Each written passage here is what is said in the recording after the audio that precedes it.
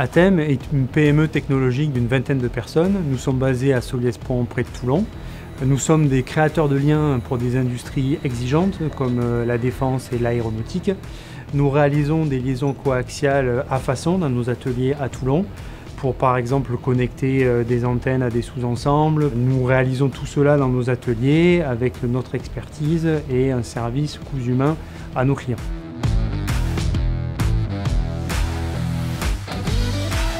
Au-delà de notre métier historique, nous investissons dans notre avenir, à la fois sur la partie élargissement de notre offre en investissant dans notre recherche et développement.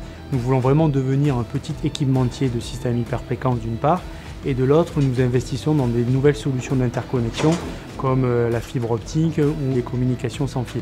Nous investissons aussi dans notre outil de production. Pour cela, nous sommes lauréats du plan de relance, ce qui nous a permis en fait de moderniser notre outil de production.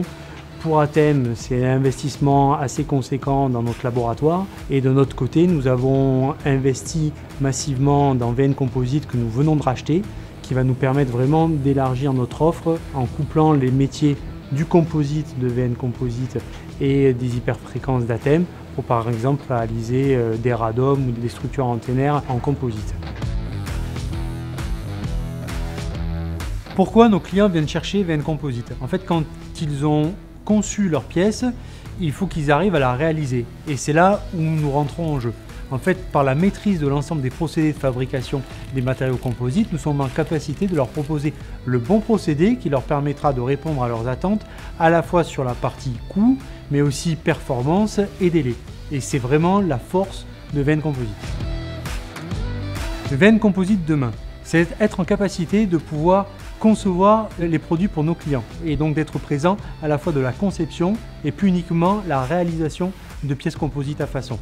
Deuxième sujet très important pour nous, c'est l'empreinte environnementale. Nous voulons réduire l'empreinte environnementale de nos clients en leur proposant par exemple de reconcevoir leurs produits à partir de matériaux biosourcés comme la fibre de lin.